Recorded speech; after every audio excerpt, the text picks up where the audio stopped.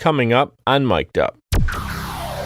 I represented 500 people while dealing with a child with cancer, and I thought that I had experienced the hardest thing that I would ever have to in life.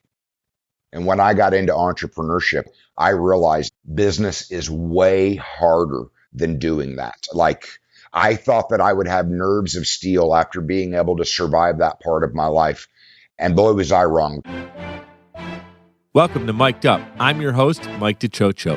I'm bringing you inspiring stories and insights from entrepreneurs, award-winning authors, thought leaders, business and mindset coaches, peak performers, entertainers, and other talented individuals who are excited to provide you with the ammo needed to level up and achieve your greatest dreams. All episodes are available on audio and video at mikeduppodcast.com, M-I-K-E-D up podcast.com. Thank you for joining us today. Enjoy the show. Our guest today is a tenacious visionary. He's the founder and CEO of Coffee Junkiez and Pizza Junkiez, as well as the CEO of Double J Franchising, Scared Rabbit Marketing, and also Vickers Graphics and Custom Apparel. I'm having an anxiety attack trying to imagine how he juggles all of these companies at one time, and it does take an obsessed entrepreneur, and that's exactly what he is, with massive dreams and goals. Welcome to the show, Jasan Julius. Mike, thanks a lot for having me. Man, I'm excited. We have not met before, so this is organic. Everybody's tuning in right now, either on Apple, Spotify, whatever app they want to choose to listen to, or on YouTube, and they're getting to see us engage here for the first time. So I'm super excited to have you. Thank you for being here, brother. No, absolutely. The intro itself, it almost gives me a little bit of anxiety just thinking about juggling it all myself. When you're like, oh yeah, I am doing all five at the same time. Yeah, that's cool. I had to count them out. I'm like, oh yeah, that's a handful, literally. Yep. So no, I appreciate you being here. I know you're very busy. I know you're out there promoting your businesses, rightfully so, and you're doing a great job with it. So I'm glad I could get you sitting still for about a half hour to 45 minutes today to do this. If anyone wants to tune in and actually, connect with Jasan, you can do that on Instagram. That's where he spends a lot of time. It's at Jasan Julius, and Jasan has the two A's, and it's Jasan Julius. Don't worry about spelling it anyway. I'm going to make it clickable in the show notes. Everything will be easy to connect. His websites will be listed there as well. So let's dive right in. You ready? Absolutely. Cool, brother. So this interview is not just for the audience. That's the primary focus. Every time I ask a question, it's for the benefit of the audience. But this one's a little bit for me.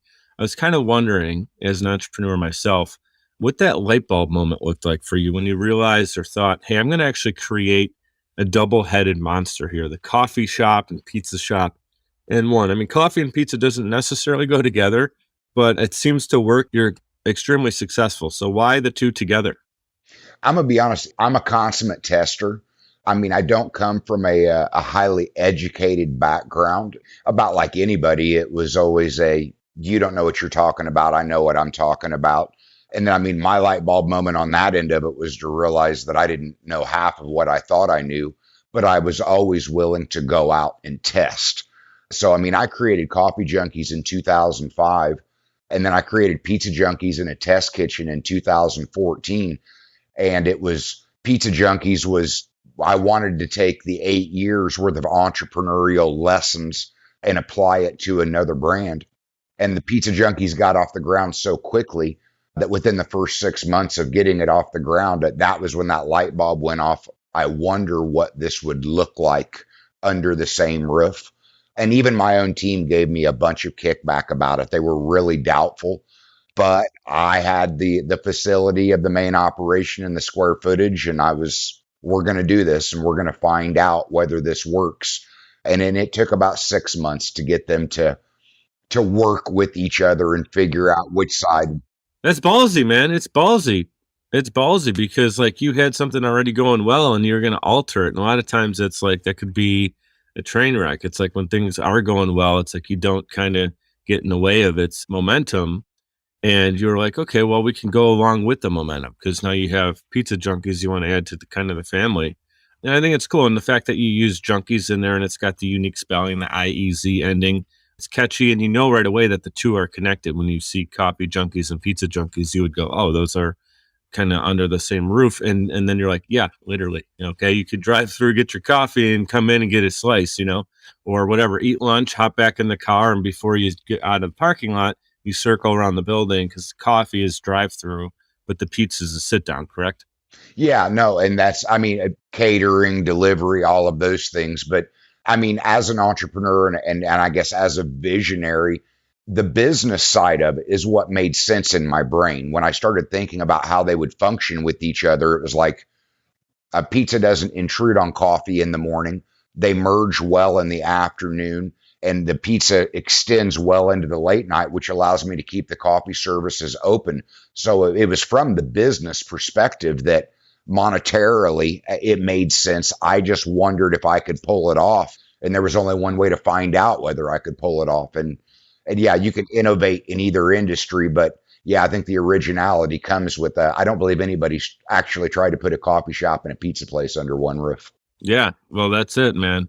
What we were joking about, the spelling of your name, you were unique from day one when your mom spelled it with the two A's. So, and I like that you came out and you just with confidence said, look, I'm not highly educated, right?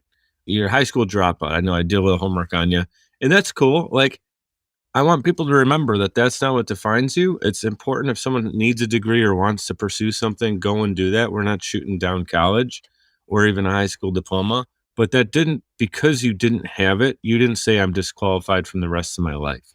You kept going. Because I completely agree with you. It's not that I'm not going to badmouth school or college at all. When you need to specialize in something, like nobody's going to operate on me and tell me that they were a high school dropout. I'm like, there is definitely need for college out there, but not when entrepreneurship is very much about ongoing life education, and the information is out there. You just got to be willing to seek it. Not too shabby, guys, when you look at Jason's success for a high school dropout. He's an Indiana boy.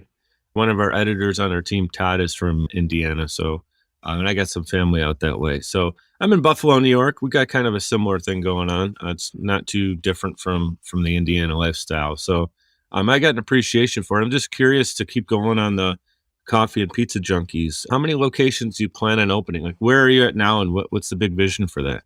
Well, right now, I've got 3 operations open. And at a time before I created Pizza Junkiez, I had 7 on Coffee Junkiez operations, but that was before the 08-09 recession. And sometimes you got to take a step backwards to take a step forwards. But in my head, in my brain, I'm looking at 2,500 operations, because it's just not hard to do the math of 50 operations in 50 states. And the first day that I opened up the first Coffee Junkiez, in my brain, it's a national brand. It's just that work in progress, getting up every day and moving towards it.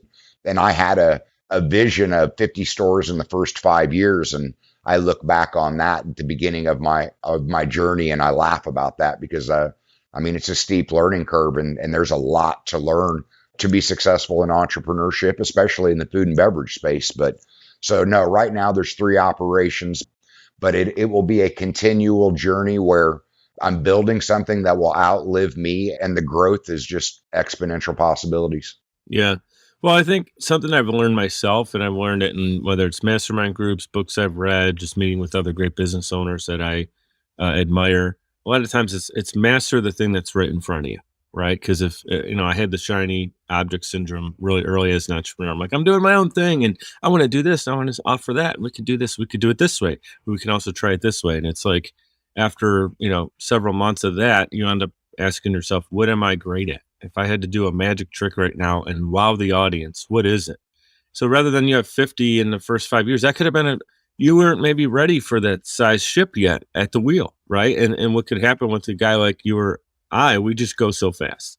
We just say, we're going to keep moving. And then what ends up happening is if we have to turn that steamship, it's all of a sudden, where it can end up. Where when you're in a speedboat, yeah, you could pivot a little bit more. I got 3 operations, got a few employees behind you in the back. We're going to go this way right now. You can weave through the recession where these big companies, one move for them takes 5 years to implement. So they're going to be gone, right? So it ended up kind of helping you out. Yeah, don't get me wrong. I've never been lacking in confidence, but the first operation got off to a pretty quick, successful start. And I think that might have been something that held me back, because I thought that it got off to such a quick start that, okay, this is easier than what I had read about, only to find out, no, that it's a lot harder. And I preach it now that for anybody that thinks business is easy, it's not easy by any stretch of the imagination. And if it looks easy, it just means, I just don't mean to interrupt you, but if it looks easy, it means that everybody in that operation is running really smoothly. Just like a sports team who's winning 50-0. It's not easy. They're just firing on all cylinders at the same time. Well, and the thing is that my whole thing is I feel like, one, connectivity is more important than anything else. And I'm good at serving people. And where my fatal flaw in the beginning was that I was really good at building a team and motivating a team to move forward. But I was stuck on the team itself, and I didn't systemize the way that I should have in the beginning times. And then slowly but surely, teams start to fall apart. So you're always rebuilding your team. But I started to gain traction when I started rebuilding teams around systems. And that was one of my early failures, is that had I invested more in developing the systems earlier on, I would have gotten further faster. Yeah, I could relate to that too. Systems, processes, it's all the stuff that kind of seems boring when you have to go through it, but it's so integral to your success, because once a system works, you can replicate it. But if you get somehow like early success like you did, but you probably couldn't even articulate all the pieces that went into making you successful when it was really early on, that if you wanted to create a second, third, 50th location, it's like, what's the recipe? It's not so easy to pinpoint and to define it. I do have kind of a follow-up question, something I thought was interesting. I was looking at Coffee Junkiez, brother. I am a coffee junkie, okay? I drink this stuff all the way from the time I wake up until midnight. I know my doctor wouldn't tell me that's a good idea, but I do. I'm a coffee junkie. I appreciate it. I'm looking at your site and your offerings that you have, and there's a lot that you're doing with Coffee Junkiez. And there was like smoothies and all kinds of different flavors. Everything had like 12 or more flavors. It was all crazy, but there was one original coffee, and you didn't mess with it. I thought that was cool. Can you speak to why you chose to do that? If we're talking about the Hoosier brew, yeah, it was like you have one kind of coffee, right? Yeah, the main house brew or whatever, Hoosier brew. Yeah, because the thing is I spent almost 14 years at Chrysler before I started the business, and one of the biggest things that I took away from Chrysler was that waste kills all. Okay, so when you are offering drip coffees, you have to pre-make the drip coffees. And then, of course, if you don't sell through them at the end of the day, well, then it's waste. You're dumping it out. You've lost it.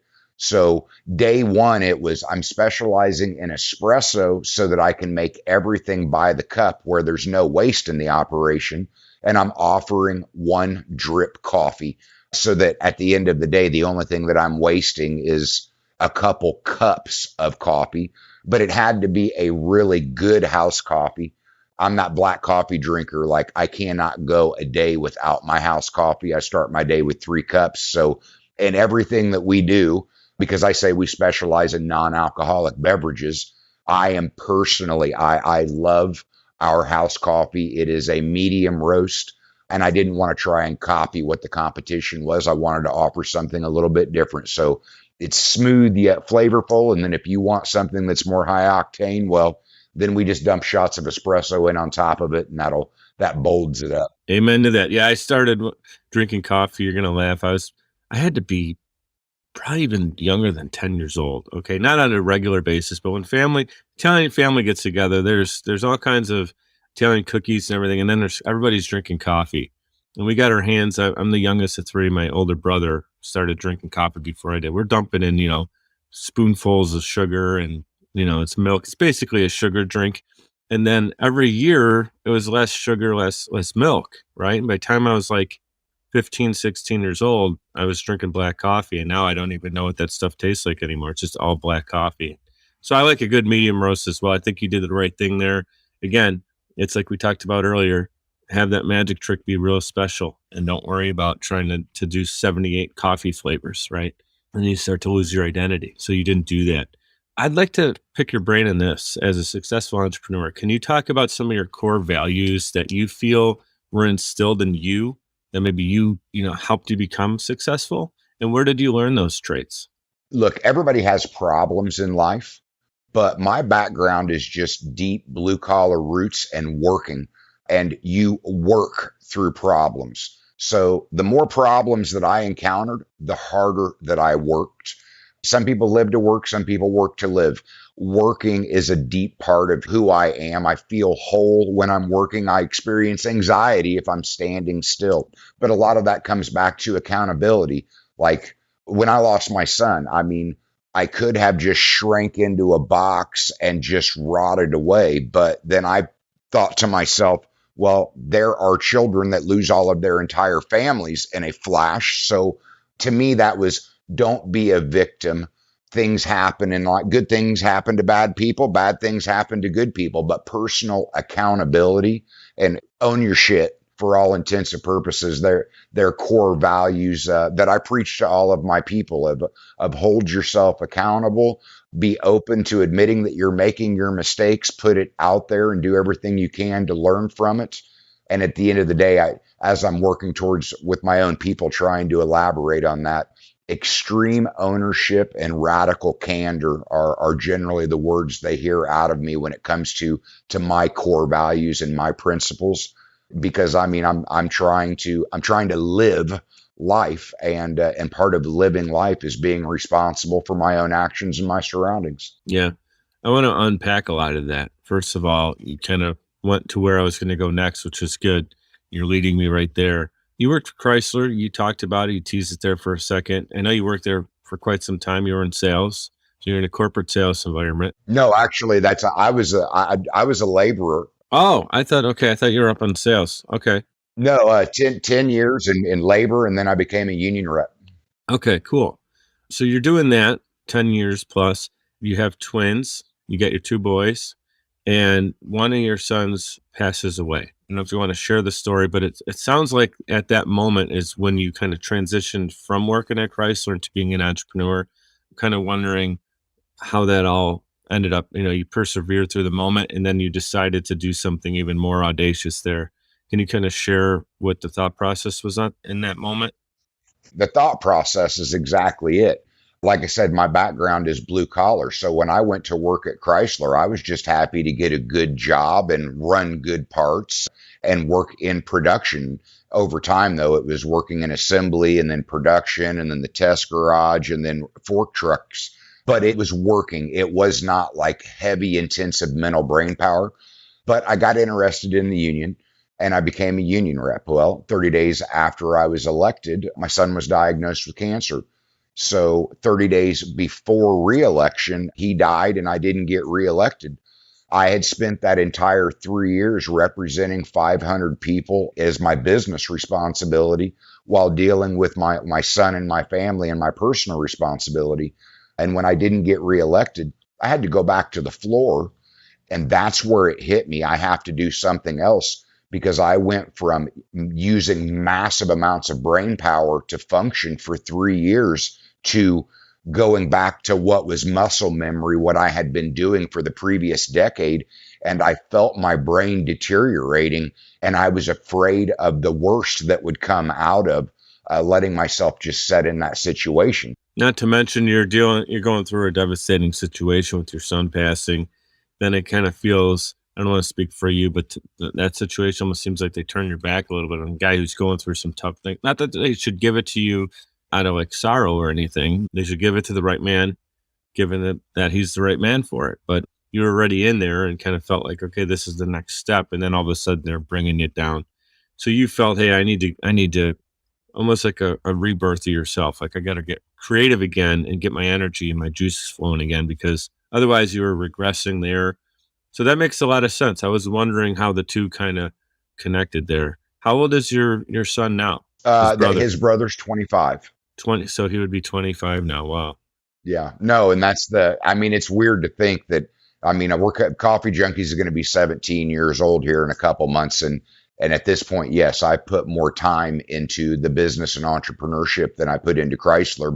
But you hit the nail on the head. I'm not going to deny. I felt betrayed because I had done a really good job. I had set records and taken care and served my constituents to the best of my ability. But when he died 30 days before re-election, elections are still politics. And I just wasn't up for the actual politics of running in a race. And I got beat. And yeah, it was time for a change. because I was walking into a plant and walking into a haze of depression. And then obviously you're walking in with your constituents knowing that you didn't get the votes to keep the job. So you got to move forward. You know what, man? I learned this through this show. I learned this through, and I always like to give him credit. Ed Milet's the first person who said these words, and it stuck with me. It's that when you change, the perspective of things happen to you, and you change that into things happen for you, it now gives you the power back. And you can look back and say, you know what? Not getting elected in that actually happened for me. And now it allowed me to create something new. Coffee Junkies, Pizza Junkies, the other 3 businesses you have are all these beautiful things that came out of that adverse situation. Obviously, you want your son back. You do everything to get him back. But that was something that was taken. There was no negotiation there. And then, 25 years later, you look back, you go, you know what, Christ, so the whole situation kind of was, look at what happened. Look at me now, right? And we don't always see it in the moment. We don't always see it 5 years later. Sometimes it takes more time to develop and look at it. But I'm saying that really for our audience and also for you to think about it if you haven't really thought of it that way yet, of how things happen for you. Because look, man, we're still like, who knows where in this whole pandemic. It's been 2 years now and a couple months that it's been official. And there's still a lot of people highly impacted by this thing. And who would ever say, oh, man, I'm happy that this pandemic happened.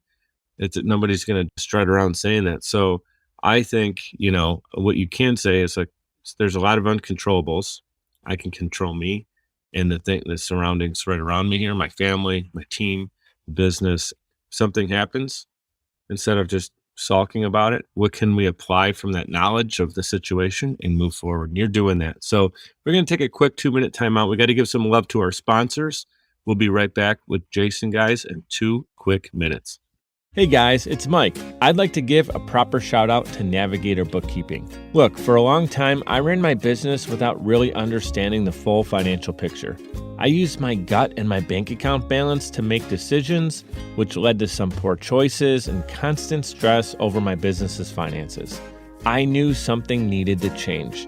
At the beginning of 2021, I made a decision that helped pave a more clear path for my business. I started working with Navigator Bookkeeping. Since then, my bookkeeping has been handled for me. I now understand the full financial story of my business, making important financial decisions much easier now, and it helps me plan for where my business is going. I highly recommend giving Navigator Bookkeeping an opportunity to help your business. Check them out at navigatingyourbooks.com. Again, that's navigatingyourbooks.com. It's time to know the full financial story of your business. Podcasting is a great way to engage with your audience and stay consistently relevant. The only problem is you don't have the time or desire to produce your own show. You simply want it done for you, and that's where Social Chameleon comes in. All you need to do is press record and upload the files. We'll handle the rest. From planning, production, post-production, distribution, and digital marketing, we have you covered. We realize that times are tough and funds are tight, and Social Chameleon believes in building supportive business relationships. By clicking on the link in this promo, we'll provide you 7 free podcasting tips to get started, as well as a free 30-minute online consultation. This is the perfect opportunity for entrepreneurs, keynote speakers, industry experts, influencers, and anybody who has a personal brand. With Social Chameleon, we help you build a brand that is out of this world. We're ready and waiting, so what are you waiting for? Click on the link to get started today. All right, guys, we're back in action. We're here with Jasan Julius. Again, you guys can connect with him on social media. He's at Jasan Julius on Instagram, and I have it spelled for you in the show notes, so you can go ahead and click that. You don't have to worry about typing it in. And you guys can connect with Jason right there. Right before the break, we were talking about the mindset shift of things happening to us to things happening for us. And I'd like Jason to kind of pick it up and give his feedback on that thought as well. To kind of segue on that, look, I mean, I really believe that everything happens for a reason, and you are right where you're supposed to be. And I tell everybody that if I don't have a regret, but I look back and I wish that I had been more conscious and paid more attention to the lessons I was learning in life, because it's all been applicable to the later portions of my life. Being a union rep taught me contract negotiations. working inside of Chrysler taught me mass manufacturing from the level of raw product through production, through assembly, through quality control, through the movings of the products around. All of that stuff has been applicable to getting into the food and beverage industry. I mean, as a union rep, I was one of the heads of the ergonomics committee. Okay, that plays in heavily to how you're going to have man assignments, how you're going to lay out your workforce inside of an operation. So when I went into the coffee or the pizza industry, I didn't necessarily have a deep background in food and beverage, but I knew a lot about workflow, and I knew a lot about footprinting and about proper heights and repetitive tasks, and making sure that you were setting it up in a manner where your employees were not injuring themselves as they were doing those things. So every piece of my life till now has led to where I am, and I just try and be hyper conscious of living in the moment and absorbing all of the knowledge and information in the moment, because I know I'm going to put it to work for the rest of my life. Yeah, that's so good, man. Guys tuning in right now, gals tuning in right now, go back and listen to that. And I want you to do a quick mental assignment and think, how can I apply what Jason just said to myself? Because how many times when we're young, most of us start working, I did when I was 15, 16 years old, and all the way through, multiple jobs. I started in retail. I got into sales. I did, customer service. I was a warehouse supervisor at a furniture store, all kinds of these interesting jobs that you have kind of getting through your teens and 20s and into finally, landing that career, if you will. And people go, what do you do? And you have a better answer for it all of a sudden and try to get there in your early to mid 20s. When you look back at it all, a lot of times people don't connect the dots to whatever their dreams are, whatever the big moment is they want to get to. They think it's just kind of like almost like school. You just got to get in there, do your homework, and get a grade and get out, right? But what can we do? How can we take the things that we've learned, like you just articulated really well, and apply it? It may not be in the same profession. It may not even be the same kind of job. You're talking about when you were, kind of on the line, the things you learned, right? Working in a distribution center, it helped you. Now you're creating, products, and you have to think about distribution. So you can take your Chrysler knowledge and kind of apply what worked and didn't work to your own business now. But at the time, you're probably not thinking, if I become an entrepreneur, this is going to serve me. Hey, you don't always think about it in the moment, but I want people to go back, reflect on what they've learned. Maybe there's a struggle they're at today, but they're not thinking they have the answer, but they could maybe go back 10 years and find it. That's really good, man. That's got me thinking. I'm going to take some time after this and kind of meditate on that.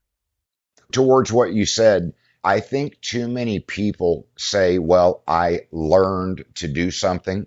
So they think, or they get in the mindset that the learning phase is past tense. Now they're ready to move forward. Like, learning is a lifelong thing. Like, it ain't no different than a muscle. Like, if you do not use your brain, and your brain is meant to learn, it will deteriorate over time. So learning is a lifelong lesson. And I think a lot of that just comes down to perspective. I mean, I think your perspective in life is going to determine a lot of the quality of life that you have, and how much you use your brain to continually learn. It leads to the benefit that you're able to apply it to the next and the next and the next. Mic drop moment right there. Bam. That's a highlight right there that I'm going to remember, because one of the biggest reasons I love doing the show is because I'm a sponge. I learned so much, right? And learning almost so much for me, I got to go back and listen to it a second or third time. And I don't always do that immediately. Sometimes I wait several weeks or a month to go back. Hey, what was Jason talking about? Oh yeah. And you're going to hit me again later with that thought you just said. And I think it's so important for people to remember, learning is not a finish line moment. We keep learning, we keep growing. And then perspective, I just want to speak on what you said there, because that meant a lot. I really reflected on it in the moment, is that if you don't have the right kind of thought process on it, information can come at us. We can just let it go all around us. If someone comes to you and say, hey, I want to help you out, and you don't accept it, we have to be a sponge. Otherwise, we're like a board, and it just hits and it goes away. So when people come in with the right mindset and mentality of, I'm going to absorb this and can get better from this in some way, man, now it's you got some power there. And I say power in a way of like, you can do something with it, right? Not a power trip, but You hit the nail on the head right there, where they say knowledge is power, and knowledge is not power. It's what you do with that knowledge that is the power. You have to implement, just continually being a thinker and learning a lot. I mean, sooner or later, you got to become a doer and actually take that information and knowledge and apply it to something. And that's where the power comes from. But it's also where wisdom and experience comes from, the actual doing. I mean, you can read and learn all you want, but if you're not going to do anything with it, it's not going to be applicable to the future. You're not gaining the experience and the mental or physical muscle memory. Right. Yeah. 1,000%. Another mic drop moment right there. I've said that. That's been something I've been voicing on social media a lot over the last couple of years. It's like a lot of people say that knowledge is power, but it's step one. You have to have it, retain it, and now do something with it. I want to kind of continue on with that thought, because I mentioned that there's so many benefits in me podcasting, but I know you're also a podcaster yourself. You have Julius Filez, which is really cool. It's serving small business owners. Tell us a little bit more about your podcast. I mean, honestly, I created the podcast because I wanted to put the information out there that I wished had been out there when I actually started my own journey in 2005. It's morphed into a little bit more than that, because it's more about principles of success, both in life and business. But I see I see business being glamorized so much online that I wanted to tell the real story. And the only way that I could do that was to highlight the small business entrepreneurs out there. Because, I mean, you see those big businesses and the CEOs of being so glorified, but I'm like, okay, those are a handful of big businesses. Small business makes up 50% of the employment of this nation, but they're small businesses that are employing 5 to 100 people. But all you hear about are the stories, both good and bad, or the companies that are employing hundreds of thousands of people. And generally the founder's not involved, and they're well capitalized. And that is just not the true story of business. That's not the true story of entrepreneurship. And it does nothing to highlight the legitimate struggles of small business and how the deck is very much stacked against small business. And I mean, you got to go into it wanting to beat the odds, because the odds are very much stacked against you. And that's why it's a lot harder than it looks. I mean, I represented 500 people while dealing with a child with cancer, and I thought that I had experienced the hardest thing that I would ever have to in life. And when I got into entrepreneurship, I realized that I had put myself in a place of business is way harder than doing that. Like, I thought that I would have nerves of steel after being able to survive that part of my life. And boy, was I wrong, because over the last 17 years, I mean, like, this business has almost broke me a couple times, and I'm just being honest about it. It's that hard. No, man, I appreciate you being transparent. That's what this show is all about. This is the platform to do that. I can relate, man. I actually became an entrepreneur right after I got divorced, and everyone told me I was crazy for doing it because the stability wasn't there in the beginning. And I'm still building it up. It's still something where you never know what 6 months from now can happen, because we don't know how business is going. We can control ourselves and try to minimize the roller coaster, but I know what you're saying, where it nearly can break you at moments. I'll tell you, those that are 15, 20 plus years into their journey and have any level of success, one of the underlying reasons that they got there is they never quit. Mm-hmm. No, and I'm gonna be honest, like, that's where I laugh, where I'm like, I'm just a dumb, bullheaded, blue collar guy. You're not gonna stop. No, I never bothered to learn the definition of quit. And there's been a couple times in my life where I'm like, I can look back and say, you know what, I went too far down that rabbit hole. I probably should have quit. But I think that my success comes from, like, failure was not an option. Quit is just not a word in my vocabulary. But as an entrepreneur, you got to realize, like, the buck stops at you. Everybody knows the buck stops at you. That's a tremendous amount of responsibility. And I mean, it leads to, you're always the one that has to have the hard conversations. You always have to make the calls, and you are always the one that is going to be held accountable for those decisions. And if you try and pass the buck or play a victim, well, that's not going to gain you any respect. with your coworkers, with the public, with any of your business partners. And that pressure never goes away. And I mean, and that's part of the real story of entrepreneurship. Yeah, I have a lot of respect for you, man. The way that you've done this, you really built it from kind of the blood, sweat, and tears, taking things from your past, trying to navigate through it with that knowledge and figuring out what you don't know. And, having that mentality, I'm just going to keep going. I'm going to work hard. I'm going to put the extra time in. When things get tough, I work harder. I don't shrink up. I work harder, right? And I respect that. That's that mentality that, I kind of grew up with that as well. My dad worked at the Ford stamping plant, stamping outdoors of cars. So kind of instilled that. That's hard work. Hard work. Yeah, I appreciated it then, and I certainly do now. And my dad's no longer with us. He actually passed away with COVID a couple of years ago because his immune system wasn't up for the fight. He's been through a lot, and so I have a lot of respect for him. And now I feel like part of my story, he's someone who it took a while for him to understand what I was doing because he knew I was successful before I left corporate, and he was proud of that. And then he's like, "What are you doing? You're walking away from a really good thing." So part of my story, my journey is to make him proud now, like to say, "Hey, you know what? I can see why you believed in yourself as much as you do when nobody else saw it." And that's kind of how I feel with your story is you believed in it at this extreme confident level that nobody else can really understand. Only our hearts and our spirits can kind of understand it, right? We don't have all the answers, but we're going to keep going until we find them. And I love that. And absolutely. I know we're kind of running out of time. I got one more question. It's not meant to be a curveball. It's to kind of continue this conversation and have you open up a little bit more and kind of put a bow on the episode for us. So I want you to imagine this. You're the author and protagonist in your own life story, and you get to write the ending. And God willing, you continue to live a long, prosperous life. You're looking back at it, and you get to define your legacy. What would that be?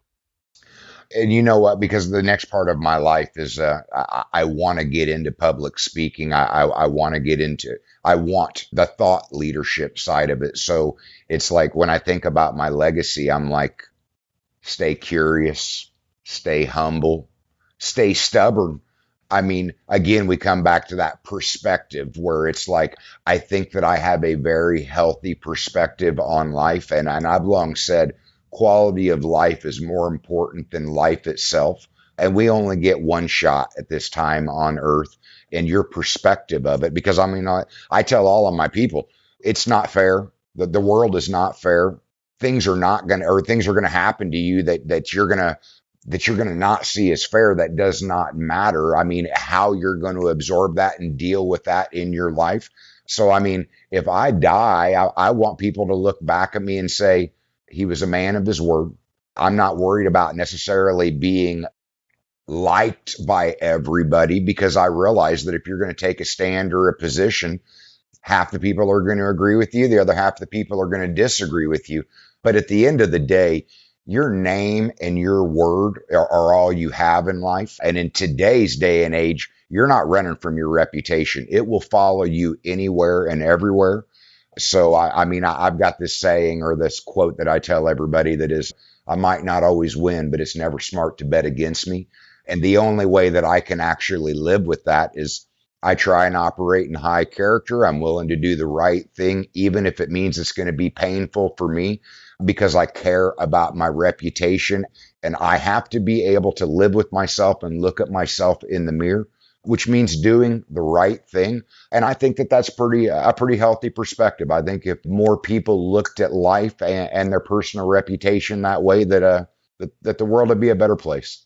Really well said, and hits home for me too. And I got a lot of work to do on myself. A lot of people always are asking about, the next 5 years and this and that. And it's like, I'm really working on me right now in the moment, being the best version of myself, continuing to improve on character. And that's not just like learning. It's not something you hit this like finish line. We always have to keep going with that. There's this thing, it's so true about trust too. And I feel like character and trust, very, very similar, where, it takes years to build up and for people to trust you or someone to trust your brand. And everyone is a personal brand. Like Jasan Julius is a brand. Like DiCioccio, I'm a brand. All it takes is one moment where someone could just say, hey, you know what? He's not who we thought he was. So it's hard, and you got to either build it back up. I do want to say on that, like, every time that I've almost burnt my business down, that's where I say stay humble. I've had to ask for help.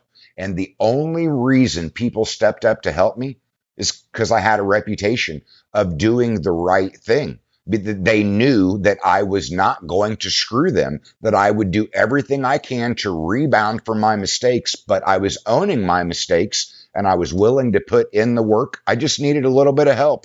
So I had to be humble enough to ask for the help, and they had to have enough confidence in my character that I was going to make good on my word. Yeah. And then it's just like, once you get that little push, you're off and running again. They know that it's a steam engine that's not going to stop. So they just had to kind of get the four wheels back on the track with you, and you're off and running again. So that's great. That's another reason. It's a whole nother episode. We could talk about the importance of who you got around you. They're going to lift you up. You lift them up when they need you. There's people, I'm sure, come to you when they need help too, because they know you can get the job done and they can trust you because of your high character. This is one of my favorite interviews. I do mean that. Had no idea where we were going to go with this conversation today, and it went in a beautiful place. So thank you so much for being with us. Is there any last words you'd like to say to the audience? We said so much. Mike, thank you very much for bringing me on. I mean, I love having these types of conversations, but look, when it all comes down to it in life, because this isn't even about business, the more I read, the more that I actively seek to learn, the better quality of life that I live. So when it comes to the audience, the more that you seek information, the more that you feed your brain. I mean, I remember looking at a time and it was like ignorance is bliss. Well, I'm sorry. Once you open up Pandora's box, there's no going back. Your brain is very powerful, and beautiful things come from it if you feed your brain. Yeah. So well said, man. So well said. This is fun. I'd like to remain your friend. Let's stay in connection and contact. And looking forward to seeing this continue to grow, and maybe we'll get some locations out here up on the East Coast as well. Absolutely. All right. Thanks, Jason. Mike, thank you very much. I'd like to give a huge shout out to everyone for tuning in, especially those who listen all the way to the end to hear this message. Seriously, I appreciate you, and my guests do as well. Giving a quick reminder to subscribe to this show. It's completely free and will allow you to receive notifications when new episodes are released. If you'd like to provide a tip as a gift, you can do so via patreon.com/mic'd up. It's spelled MIKED up. Patreon.com/mic'd up. You can give as little as $1 per month or as much as you'd like. Every dollar is greatly appreciated and completely unexpected. Appreciate your reviews and your messages coming in on social as well. Keep them coming. Your feedback is valuable and absolutely means the world to me. You can check out more episodes and content at mic'duppodcast.com. We're powered by Social Chameleon. You can also follow me on Instagram. That's where I'm the most active, and it's at Mike DiCioccio, MIKEDICIOCCIO. Thank you so much for your continued support. You guys know what to do. Be great and be grateful.